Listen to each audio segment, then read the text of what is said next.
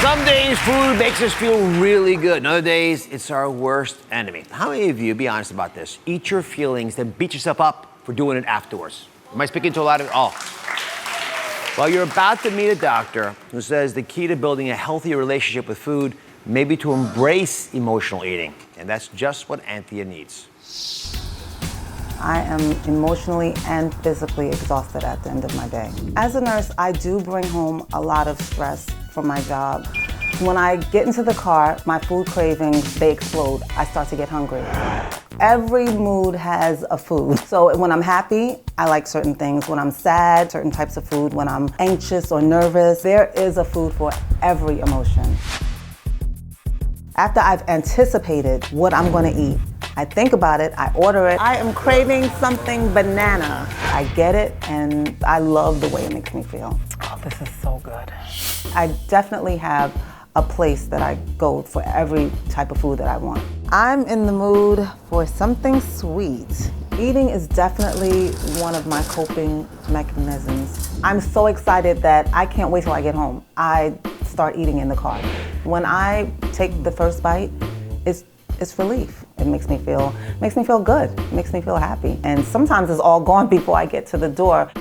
If I don't finish the food before I get to the door, then I usually sit down on the couch, put on my favorite show, and I dig in.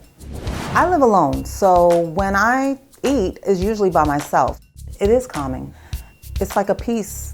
In that split second, everything is okay. And then I feel bad afterwards. My cravings are an emotional roller coaster ride. I'm eating my emotions. I don't want to do this anymore. I want to get off this roller coaster. I don't want to ride it anymore. I love the cheesecake too, by the way. Yes. So what happens emotionally to you? What do you feel when you're eating all those emotions? Initially, I feel good. It makes me feel, endorphins are released and you feel good. It tastes good, you feel good. But afterwards, I feel remorseful. I feel disappointed. You know, it's amazing. You're so good at so many things, and yet this one area just sneaks up on you all the time. It does. It's difficult. You're an ICU nurse. Yes. A lot of pressure being an ICU nurse. Yes. How do you deal with that? How do you cope with those feelings? So you become desensitized. You kind of because if you put all your emotions into it, then you're not going to be able to do your job effectively. So we kind of we have to go through our day and just be desensitized to everything, and then at the end, laugh now, cry later. Yeah. When you say desensitized, I think what most of us do, and I suspect this is true for you too, is we internalize the discomfort. We hide it in ourselves. We want to be strong for the people around us. Of course, women we do this all the time. Yes. So I can speak to everyone. When we stuff our feelings down in order to spare others, we're actually forced to something important.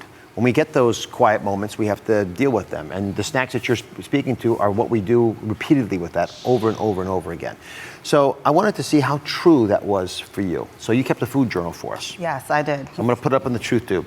Oh. It's okay? All right. Okay. We found that 30% of your calories are eaten when you have real hunger. They're legitimate. Okay. Legitimate.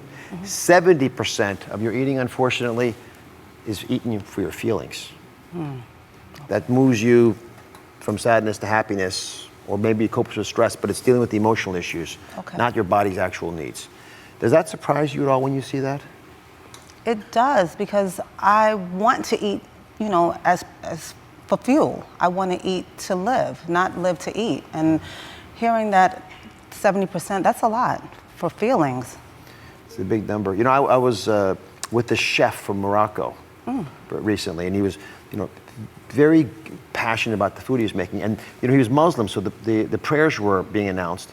And I said, don't you have to go pray? And he said, when I'm preparing food to nourish the soul, we don't have to pray. So in their culture, that's how important, that's how sacred food was. So when I see you dealing with food issues, with emotional issues together, I realized we have an opportunity, but maybe they're not matched up right. So I wanted to help you with someone who's a world expert in this area. Okay. She struggled with emotional eating herself, and she took what she's learned from her experience and started using it in her practice. Please welcome mindful eating expert, Dr. Michelle May. Hi. Dr. May developed a plan to embrace emotional eating, and I want everyone to pay attention to this because it's not just as easy as saying don't do it. Obviously, if that was so simple, a nurse who's smart enough to save lives would have done it herself. So the first step is to realize everyone eats for emotional reasons at some point, and we have to stop feeling guilty about it. Michelle. That's right. I mean, we are hardwired to have emotional connections to food. You think about when a baby's born and its parents holding them. From birth, we begin to learn that being fed means being loved. So it doesn't work to say just don't do that or don't have emotional connections to food. It's normal to have emotional connections to food. It's that guilt that leads to this eat, repent, repeat cycle and closes the door on learning. It's possible to eat food for comfort and still be healthy and emotionally and physically healthy. So we're going to change the mindset on this. When we talk about food from now on this show, we're going to talk about it very differently. Why eating the food you love is actually a good thing.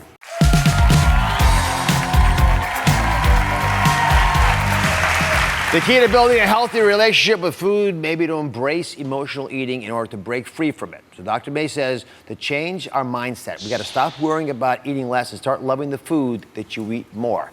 This seems to go in the face of a lot of advice often given to folks who are emotional eaters. Yeah, it's true, but here's the thing. When you make the foods that you love bad, you actually end up putting them up on a pedestal. You want them even more, so you think about them, you crave them, and when you eventually give in because of stress, you eat them and then you feel guilty. And so then guilt becomes another emotional trigger for overeating. That's that eat, repent, repeat cycle. So it becomes this vicious cycle that becomes really hard to break out of. The thing is that all foods can fit into a healthy diet. It's really about learning how to balance eating what you love and loving what you eat, balance eating for nourishment with eating for enjoyment. So, sounds so obvious, but it's hard to do, isn't it? Yes, it is. Come on over here. We're going to walk you through steps that actually will take you down that path to success. The first little test is called the 4 really test. Like 4 times really. What the heck does that mean? Well, so when you want a macaroon, instead of immediately reaching for it or feeling guilty or worrying about paying penance for it, ask yourself, do I really, really, really, really want the macaroon? If you really, really, really, really want the macaroon and you eat a rice cake, it's going to take a lot of rice cakes to satisfy you, right? Yes. So you're better off having 1 or 2 macaroons that you really love and be done with it and not ruin it with guilt. Okay. But you got to ask yourself 4 times. Really, really, really, really. Okay. No matter how difficult the day was, no matter how much you hid your true pain, because whatever may have happened may have been displeasure to you, you've got to still ask those 4 questions. Okay. Next is to divide our cravings into 2 buckets. And these 2 buckets are? So think about your cravings as fuel and emotional needs, okay? So these 2 different types of cravings that we get are really important, and it's important to be able to distinguish the difference. Okay. So if you're hungry or hangry and you take food, grab any food and go ahead and put it here into this fuel bucket. Not that you would eat a whole pepper, but go ahead, there you go. All right, good. So you're dumping this, maybe you even want a cookie. Oh yeah. You're hungry, Take so 2. Take 2. have 2. Yeah. Put it in your fuel bucket. Okay. Now, when you come home from work and you're stressed out, maybe you're needing a little sweetness, a little pleasure, a little connection, a little comfort, and you begin to eat your favorite foods, go ahead, put them in there. Let's see what happens here. Actually, Yep. let's just break it out. Let's just go with the big boy here. Let's go right. Let's So go. here's the thing. It is really hard to It's really good, isn't it? See, this is part of the problem, right? We love the food. So here's the thing. It doesn't matter how much you eat or what you eat.